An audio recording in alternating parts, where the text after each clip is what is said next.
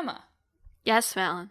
What do you call both a recommendation from a bunch of game reviewers from early this May and what your Bostonian friend says when you're going to go on a road trip?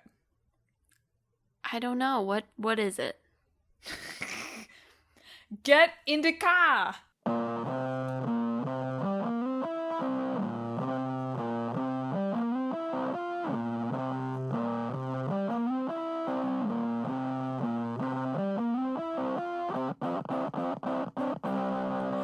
Hello and welcome to Talk This. It's dangerous to podcast alone. I'm your Indika host, Madelyn. I'm your, I don't think I picked up any trace of a Boston accent, host Emma. Park the car in the Harvard yard. Yeah, I don't think I picked any of that up. In the car. In my Boston time. Oh, you didn't pick, I thought you were saying you didn't hear any in my joke. No, I was like, I'm glad I don't say that, I guess. Well, folks, thank you for tuning in to this week's show. This week, we are talking about Child of Light and Indika. Yeah. Indika? Is there any... How do you pronounce it? I've just heard Indika, I think. Indika. Okay. But admittedly, Indika. I did not look up, like, the Russian pronunciation of it, so... Fair enough. So two, RPGs, perhaps? Yes? Sure. Yeah, yes, sure feels like the right answer to that question.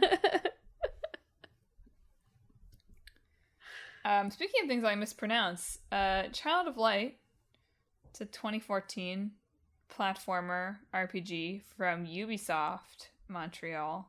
Right? It has a U in front of it. For so long, I internalized it as Ubisoft, but it's Ubisoft. They only deserve to be called Ubisoft, I think. But that's like, ooh, not like you. Ubisoft. Ubisoft. Montreal. Ubisoft Montreal, which came out at the time for Windows, for PS3, for PS4, for Xboxes 360 and One, and then eventually for Vita, and then for Switch, and also for Amazon Luna and Google Stadia, if you care about that kind of thing. And it turned 10 this year. Man, 2014, when did the PS4 come out? 2013? Something like that, I think. The Last of Us, which invented narrative, came out in 2013, right at the end of the PS3's life cycle. Maybe the PS4 just came out in 2014, because I was thinking, like, oh, it's in the cross-platform era, which we've been in for the PS5 for about 3 years, I think, now. Yes. So, but yeah, released on both that. at the More same than time. that. 4 years. Yeah. Unless you think we're out of it now. No, we're not. We're not. 4 years. We're not out of it. It was a digital-only release. Ooh, Yeah. It also seems highly wrong to me that it came out in 2014. Why? I was pretty sure Child of Light was like a 2010 release. Really? Why? Just gotta think of playing it at Dad's. Oh, yeah. Yeah. Yeah, it is. But, I mean, our older little sister was old enough to play it when we were playing it. So That's right. It's just, I think of 2014 through 2016 or so or maybe really more like 2013 through 2016 or so, as a dormant era of mine for games. Oh, for games. I was like, weren't you in college? I slept a lot.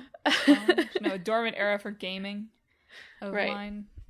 So I was like, wait a minute, 2014? But hey, but not 2014 enough. There are not any like 10-year retrospectives on Child of Light out there yet.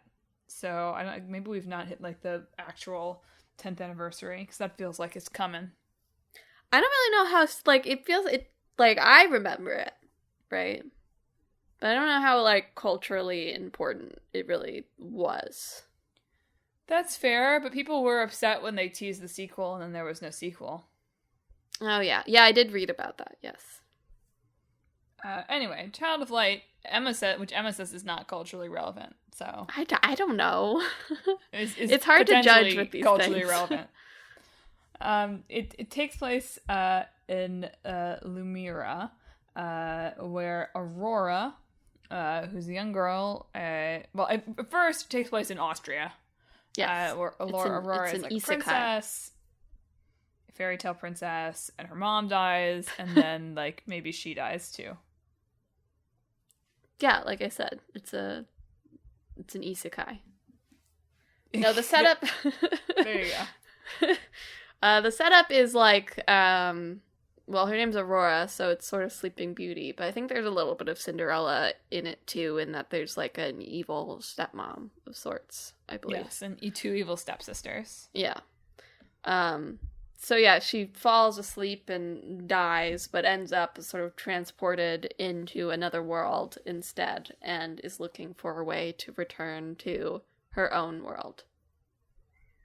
And very soon after arriving in that world, you discover that the way back is to get some magical items from the Queen of the Night, and you get a firefly companion, and whose name is Igniculus, and the ability to fly, which is pretty dope. Yeah. And so then you spend the rest of the game flying around, exploring, doing some turn-based combat with real-time elements, and generally marveling at the beauty of the world as a surprisingly dark story unfolds in rhyme. Yes, I had forgotten, but looking into it reminded me that it was entirely written in rhyme, the dialogue. I read at least one review that was also written entirely in rhyme, but I think more to prove the point that the rhyming was kind of bad. Fair enough. It's definitely a limit that you place on yourself when writing dialogue like that.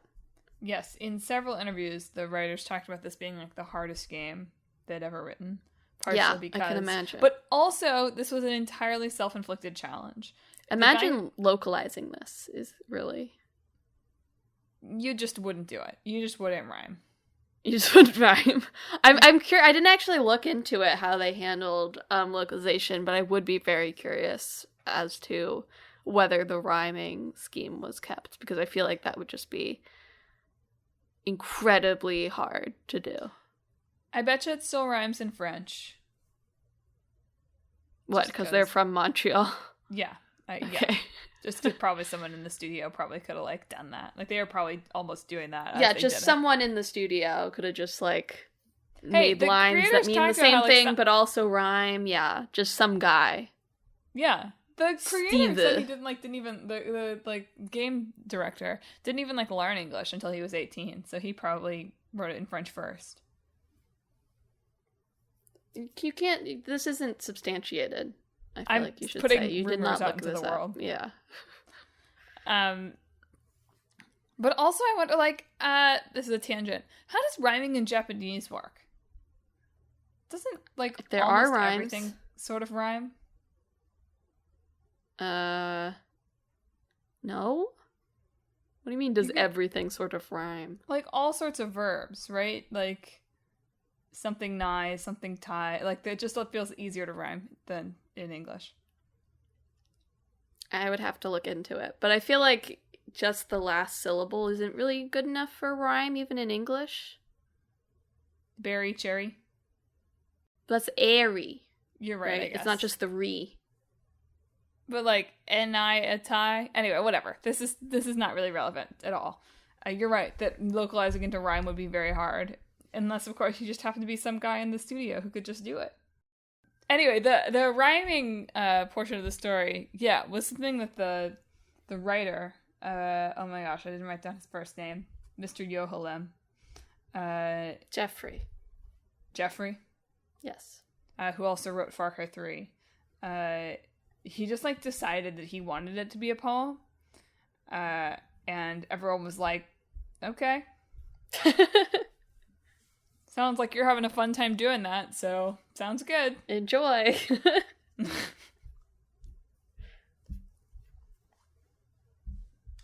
But the poetry element of it was a little polarizing.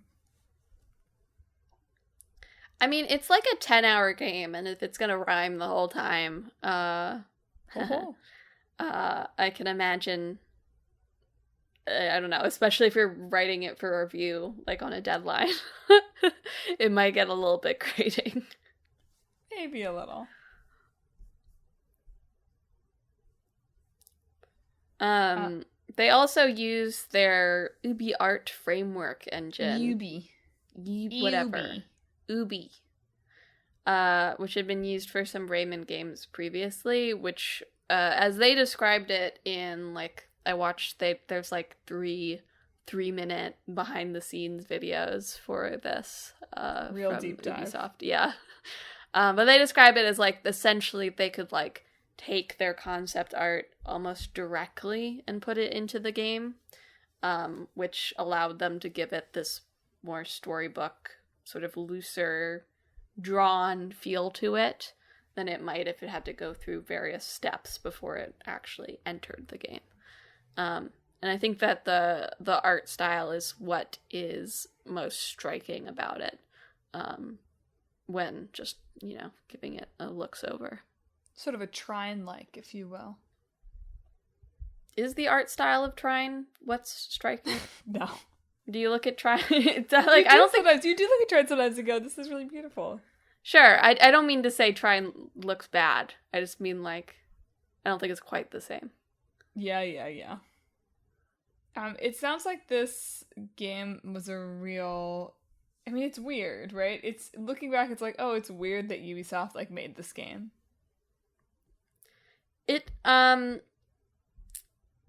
It reminds me of, like, EA's, like, Unravel. Like, these big companies every once in a while are like, we should just, make one small thing. Yeah. One time. It's every few years or so.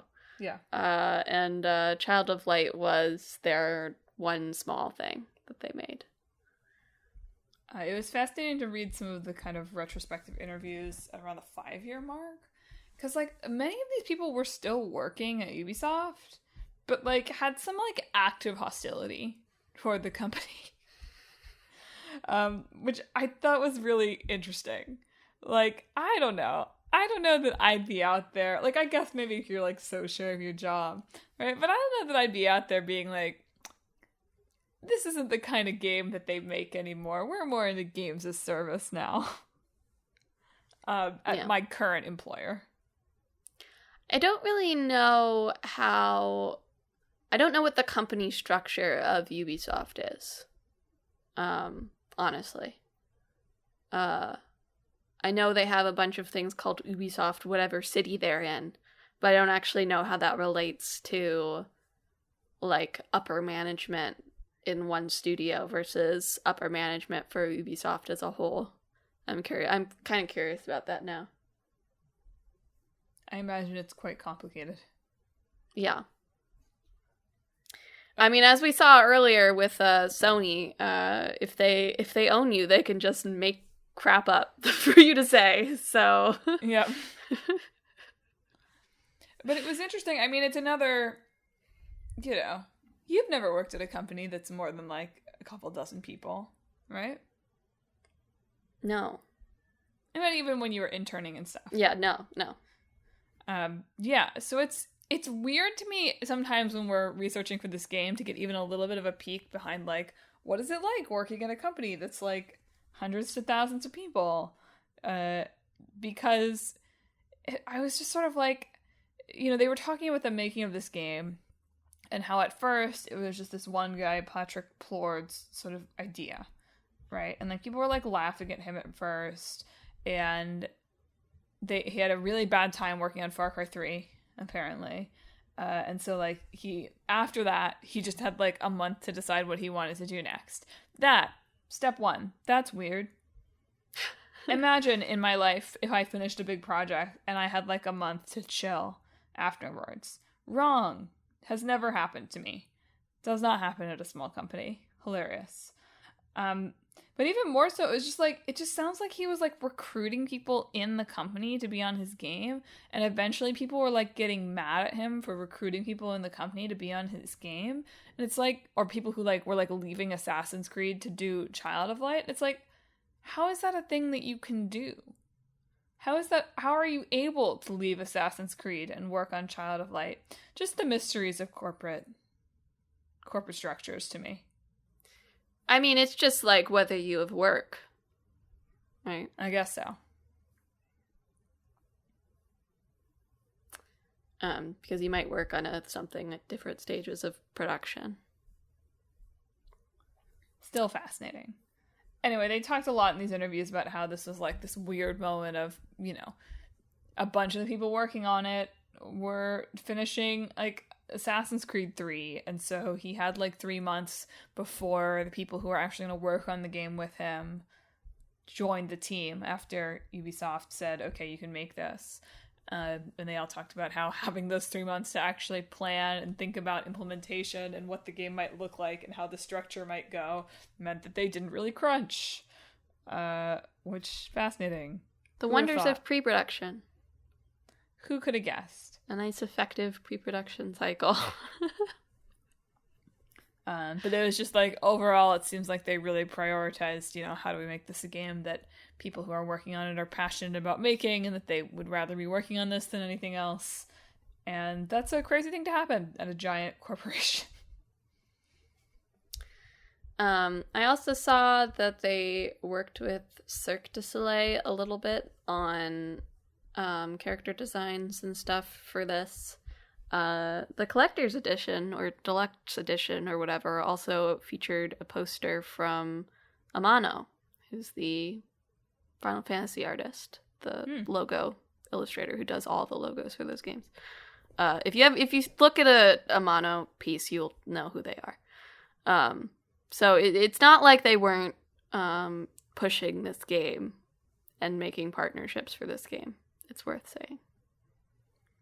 It was weird to me to see all of the reviews of this game many of the reviews of this game refer to it as like a JRPG or heavily JRPG inspired. It's definitely funny. Especially now, you know, after last year we had all that like sort of discussion around the term.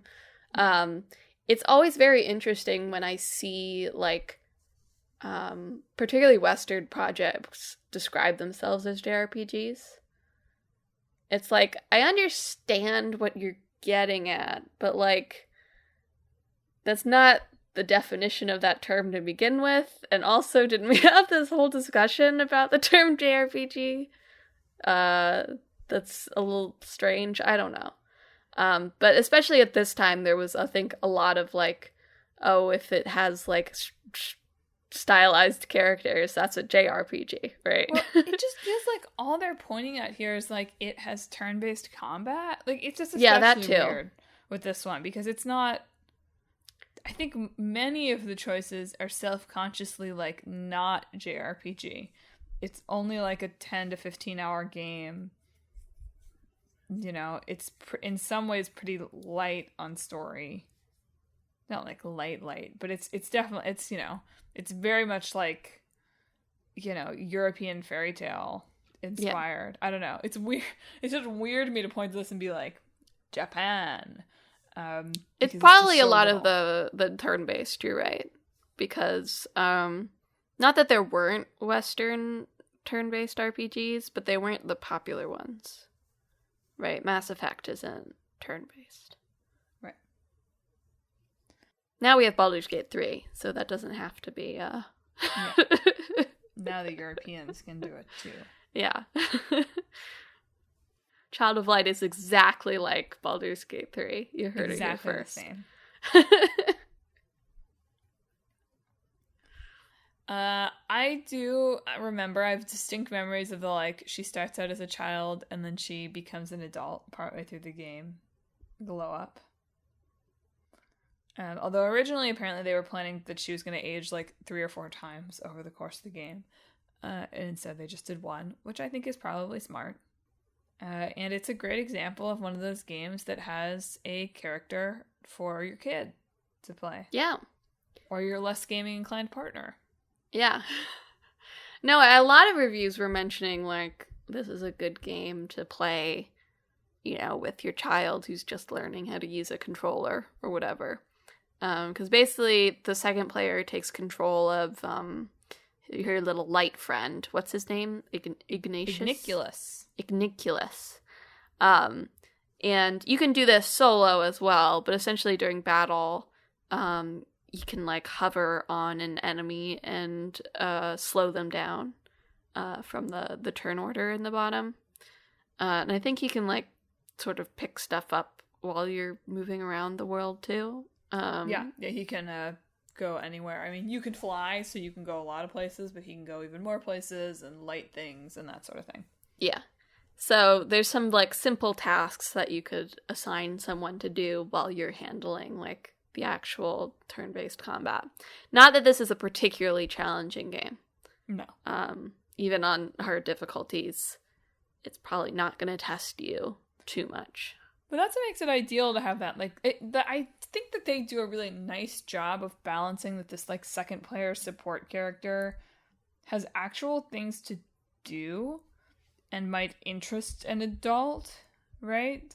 Yeah. But is not so essential that if you have a kid who doesn't know what they're doing, that you'll be frustrated. It's a delicate line to walk, and I think this game does it very well.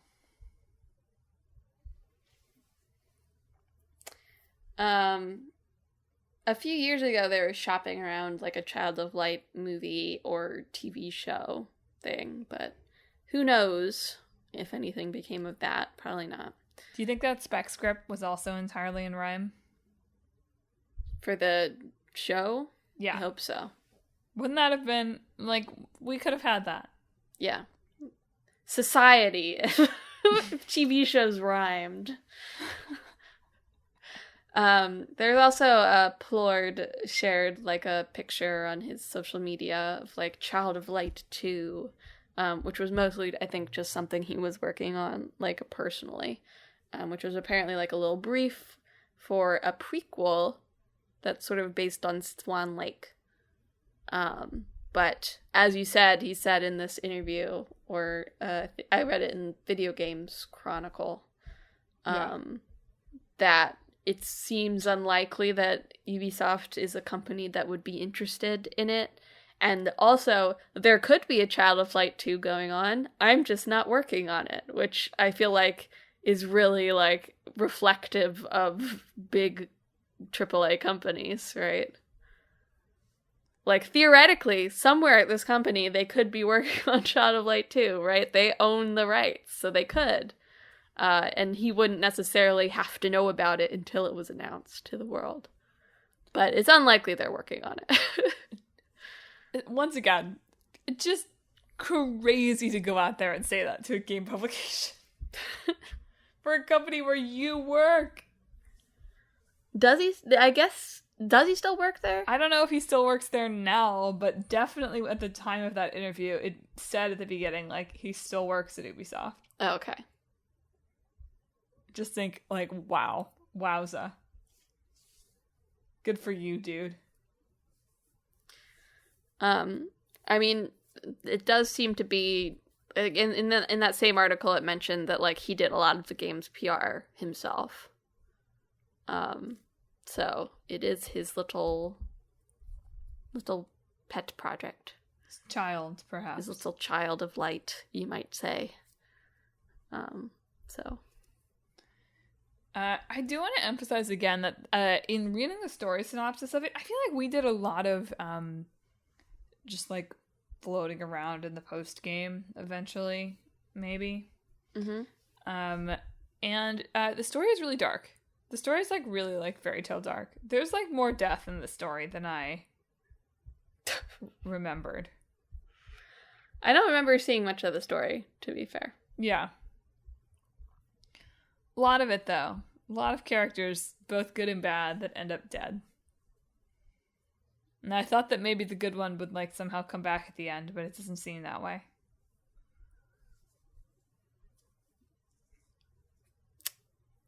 Well, anything else to say on this, or shall I say, speaking of dark? That's a good that's as good a transition as anyway. No, Child of Light was good. They remastered it, I don't think they remastered it. I think they just re-released it for the Switch. You know, I would say it's probably worth picking up. I have no idea what it costs these days. But especially if you've got a child that you would like to introduce to how to use a controller. A child of like. A child of... yeah. I really do think it is a good game, like, for introducing someone to, like, the actual physical, like, playing of a video game. But just know that it's a pathway to other try and likes. Yeah, sure. Well, that's not Indika, a good transition. Speaking of not trying likes. Yeah. Indika is a adventure game that came out in... May. Really thought the Steam one came out a little bit earlier, but... maybe it did. I don't care about Steam. Like late April, early May. From Odd Meter and published by 11-Bit Studios. You play as the titular Indika, who is a nun in the Russian Orthodox Church, like prior to the revolution. This is an Russia. Alternate 19th century Russia. Yeah. And she's not a very good nun. She doesn't suit to it very well. Not in a Maria von Trapp way, though. No. She does have a voice that appears to be the devil whispering in her ear at all times. I have a few things to say about the title of this game. 1. Searched it. Spelled wrong the first time. A lot of cannabis results. Maybe not the SEO game. Not the strongest SEO game. Sure. I didn't finish the summary, but continue. Go ahead. I just wanted to say that first. This game is not about weed. Okay. Yeah. One day she's tasked with It felt relevant because you were talking about voices and like maybe sure. paranoid voices. I just want to be clear. Like she's weed. not a bad nun because she's like toking up. It's the devil, maybe. We're not balancing that marijuana is the devil. That's what she's saying. The devil's lettuce. Yeah. Anyway, one day she's tasked with delivering a letter and is let out of the convent for a little bit. But she finds herself wrapped up in like a train crash where a bunch of convicts got out and ends up on the run with one of the convicts who's attempting to go find a... What is it called? The thing? The holy thing? The Kudets. And pray to it because he was given a holy vision from God. So Indika and Ilya, the convict, proceed on their journey to go see the Kudets, which Indika thinks will cure her of her devil hearing as well. Now, you'll notice, listeners, you probably had no trouble in listening to Emma speak, realizing that she was talking about Indika the character throughout. Something that really jumped out to me in the reviews of this game is like half of them were like, it's so confusing that the game title and the main character are the same. Did you notice that? Did you see that? I did not notice that, actually. Okay, well, I did, and I thought it was weird. That's a little weird, yeah. Italicize it when you mean the game, and don't italicize it when you mean the person. Yes. But I read at least, 2 or 3 of the reviews I read were like, that was so crazy. Hard to tell if I mean the game or the character. I was like, what are you talking about? You could make some points like that, right? You could say the character's doing this, and I also thought the game was like this, if you really wanted to be clever about it. But it doesn't sound like they were saying it that way. Sounded like too much Indika, not the game or the character, for those writers to me. But what do I know? Anyway, Indika's about 4 hours long, depending on how stuck you get on the puzzles and platforming. Depending how long you spend in the fish factory, falling off because you keep getting hit. You were not the only one. I saw a review mention that too. That's easily where I got the most stuck when I played through it, is the fish factory. Trying not to get hit by the giant fish. Has Emma sold you on the game yet? I enjoyed it quite a bit. It did drain my Steam Deck battery, and the platforming was not great, but I did quite enjoy my time with it. I thought it was a very unique sort of game. So Oddmeter is a Russian development studio, but they were working on this when Russia launched their invasion of Ukraine, and both fearing for their safety in the types of things this game was touching on, and also feeling like morally conflicted about continuing to stay in Russia, and also because they are mostly men in conscription age. 10 of 14 of their development studio all moved to Kazakhstan to not be in Russia and to continue working on the game. And they really thought their publisher was going to drop them too. Yes, it's a Polish publishing company. Even in the blurb on the publisher's site, they like address like this situation, right? But yeah, so there's that to bear in mind. But you know, the studio lead, Dmitry Svetlau, has been very outspoken about, this game does not paint an especially flattering portrait of the Russian Orthodox Church, and he's been particularly very outspoken about his disgust with how the church, the real church, has been used as a propaganda arm for the war. Yeah. I don't remember which interview it was, but there was one where he was asked, like, well, would you like to go back to Russia? And he was like, yes, of course, but only once Putin kills over dead. Which, like, yeah, I get that, man. This guy's got no fear, though. Well, he's not there anymore, I guess. He can't go back, right, until Putin kills over dead, basically. But he's out of there. So he can say what he wants now, I guess. How many people do you think had Russian Nun Simulator on their, 2024 bingo card? There's not a lot of, there's not a lot of games about real religion. Yeah. Right. I shouldn't say there's... in our Games and Religion podcast, yeah. we talked about that.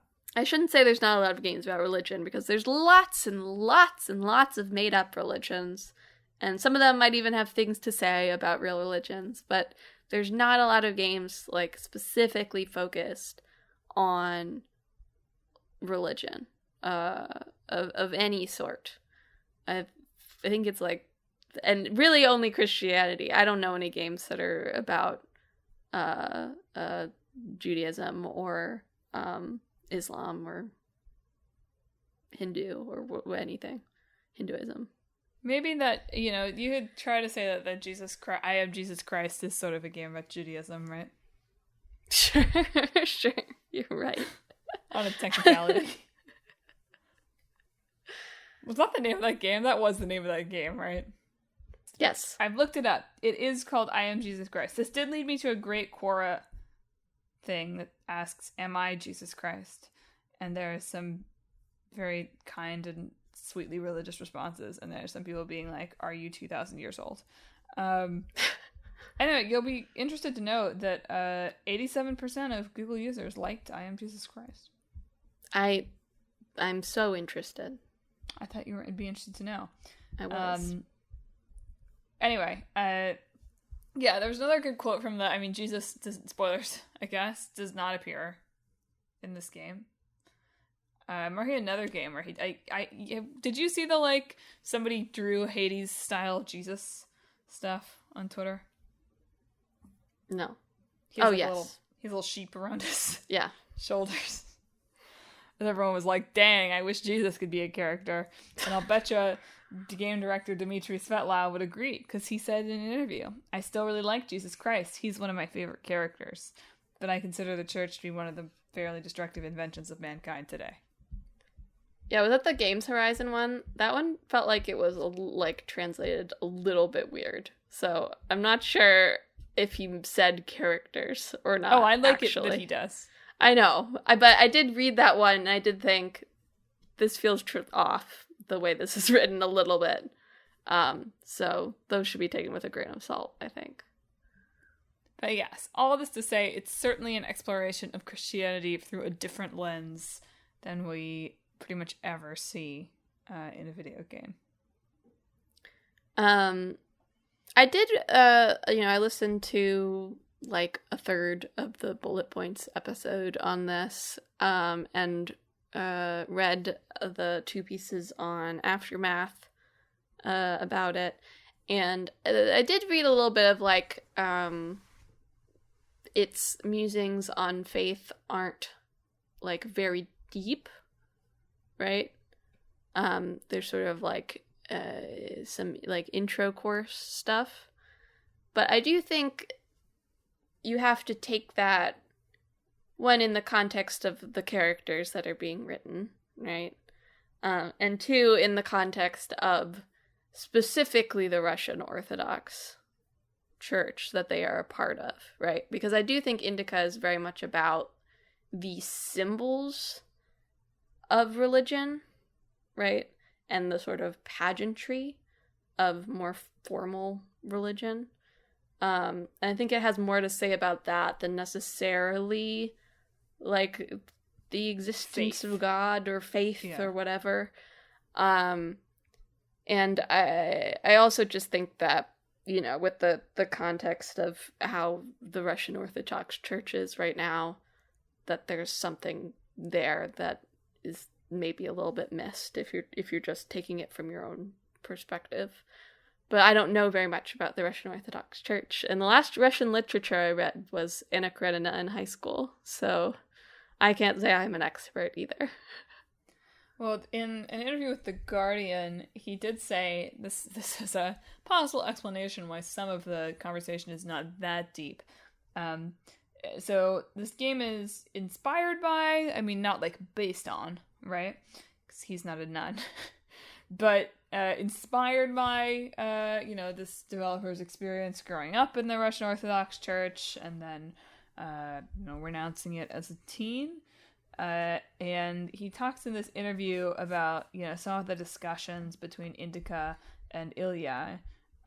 They say they drew from his teen years when he would try to persuade his friends, like his angry atheist phase. And he said, I almost didn't have to write the scenes from scratch. They were already complete. And it's like, well, to be fair, if that's what you're emulating, the, spiritual theology, probably not that deep. Yeah. That's fine. Indika was originally going to be a man in early scripts. Yeah.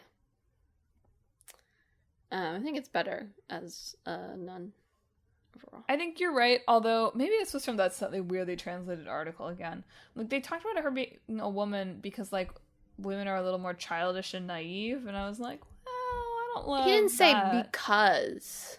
He said although. Okay. To be fair. Again, this interview is a little bit oddly translated, but it does not say, even in this, women are childish. No. He's just talking about the but character. I felt that was maybe lightly implied by that passage, and I was like, there's something a little bit, a little funky about this, but it's okay. I get what you're going for here. He goes further on to say that all of the characters are a little bit childish, with the exception of the devil being And then he says, adult. the devil's a woman, too.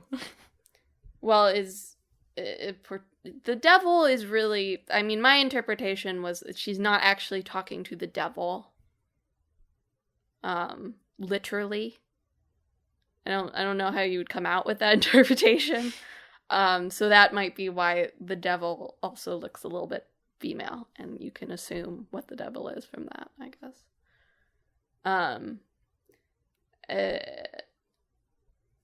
It's also very it's very gamey in ways you wouldn't really expect from looking at it. There are segments that are in pixel art rather than the 3D photorealistic style that the rest of it is. And one of the primary activities you can do during the game is earn points by faithfully completing tasks, such as, filling water pails and crossing yourself in front of pictures of Jesus and lighting candles on grave sites and doing all of these like faithful things. You can earn faith points and you can level up your faith. And when you level up your faith, you get the chance to earn more faith points. And so the game plays with this idea of like earning points for your faith, right? Or ranking yourself in terms of how devout you are and how much you enact the function that you're supposed to as a nun. In a way I think is very interesting and gets at why it works well as a game, even if you would initially look at it and be like, you could just make an A24 movie, right? They were also, a lot of them were architects prior to working on this, which very much shows in the environmental design. Which becomes more and more sort of absurd as you continue through the game. I do want to talk a little because I thought it was very interesting that I read 2 different articles that had like almost precisely opposite takes on this. Yeah. Of the tension between like, this is a highly Brechtian gamey game, and this is also very cinematic. It was very funny to me. There was an article on Polygon from Chris Plant that was like, this is a new kind of cinematic game. Which I'll dig into that in a minute. But then there was an article on The Gamer where they were like, this game is super gamey and you could not call it cinematic. And I was just like, that's really funny that there's like 2 big think pieces that are opposite of cinematic. Wasn't the Polygon one more about like picking up techniques or something from this game? Am I thinking of something else? Like it was comparing it to like the found footage of whatever that horror. Blair Witch. It was, and these 2 articles are not really in tension with each other. I just thought it was very interesting that they sort of had the opposite thesis on paper, and that both can kind of exist side by side. But yes, the Polygon article, it started off by talking a bit about how when we say a game is cinematic, we almost always mean that it's emulating sort of a big blockbuster. Yeah. Right? A cinematic game is like an Uncharted, or it's a, like God of War, or that sort of thing, that are emulating this sort of specific type of big budget, maybe a little prestige-y, but like big budget action movie for the most part. And that Indika is, you said an A24 movie, but I don't even know that that's like exact. I guess, is Poor Things A24? No. I don't know. I don't know anything about movies. I watched Poor Things. I don't remember who produced it. Anyway, they were inspired by, not Poor Things specifically, but by Yorgos Lanthimos' work. Yeah. By Russian filmmaker Andrei Tarkovsky, who Stalker. was notably kind of hard to watch. Yes, they talked in the thing. There's a shot in one of Tarkovsky's films where you just watch a man carry a candle for 7 minutes, which seems like directly inspires the water pail stuff. Yeah. But that they sort of specifically attempted to emulate sort of the idea of okay, we have this sort of limited things that we can do with the camera or the look of this, and how do we create the feel of this auteur film in a game? He also used the word dramaturgy. Or maybe the Russian equivalent of the word dramaturgy, I don't know.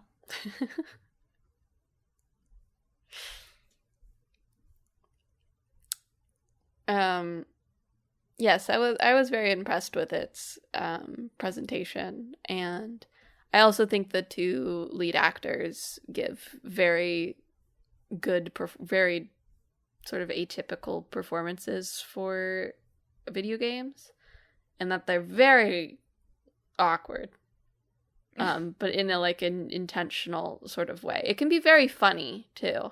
It's mad funny, you might even say sometimes. It's mad funny when I fall off from being hit by a fish for the 7th time. And I think that is something that a lot of cinematic games are missing, is that sort of offbeat sort of sense of humor, I guess. Yeah.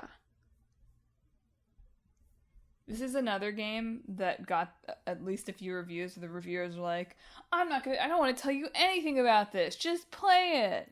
Well, it is quite short, to be fair. So just talking too much. I've already spoiled the fish, the big fish. Oh my god. I know, I've ruined it for you. Not the fish. But, you know, talking about it in too much detail it's like when you talk about a movie in too much detail before, in terms of length. The length of like a Drive My Car type movie, right? Yeah. Or a Tarkovsky movie. But this is a game that's very interested in the fact that you, the player, are playing it.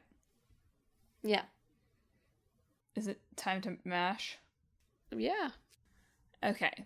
So it has to have RPG elements. Whether or not those elements really matter, we can decide. I love earning points. Yeah, gotta earn points. Holding my crucifix, banging on the table. Points, points, points, points, points.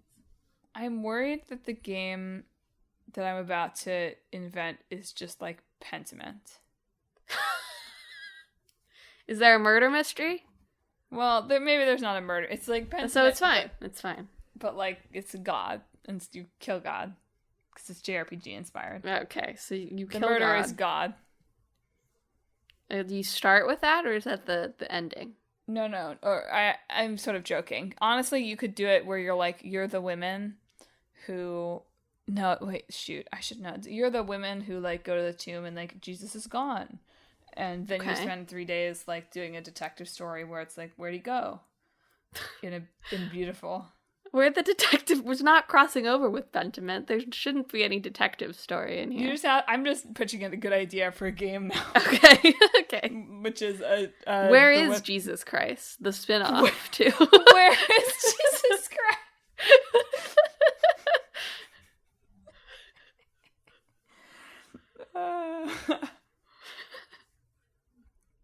No. I think you could do like a storybook, or like maybe it has elements that are storybook. Maybe they're not all storybook, in a nod to Indika's very different art styles at various points. But I do think the kind of like darkness of a Grimm's fairy tale or a Hans Christian Andersen, right, could kind of thread the needle of the mashup here. Sure. Yeah. Like, you're the little match girl, and you're, like, selling matches, and, like, the money keeps going up, but, like, you can't actually get it up enough. And then you curse and kill God. And then I what and kill God? Curse and kill. Curse God and kill God. Yes. I thought you were just, like, you drop an F-bomb. That too. You blaspheme, and then you kill God. Actually, you could start it out where it's like, yeah, you're the little magic girl, and then you die, and then sort of just like in Child of Light. You're isekai'd into heaven, as it says in the Bible. You kill God. You could do something, you could do something like sort of Good Omens-y, with like angels, right? What if I wasn't familiar with Good Omens? You're not familiar at all with Good Omens. What if... I don't even really mean, like, Good Omens. Just, there's, like, angels and they're sort of administrative, right? So, let's say, you die. whatever, and then like are chosen to be an angel, and so you're sort of going through heaven to deliver a message to God or one of those angels, one of the big ones, one of the ones that are in charge. Yeah. And so in that way you have to make your way through the landscape of heaven, and as a new angel you're feeling more and more disillusioned with the way things work up here. And then everyone who worked on this game goes directly to hell when the second coming happens. Yeah. Well, when the guy who's on Quora asking if he's Jesus Christ. Yeah, when he passes judgment down upon us. There are, like, some light neon white vibes to this, but that's okay. Sure, but they're not as Tumblr-y. Yeah.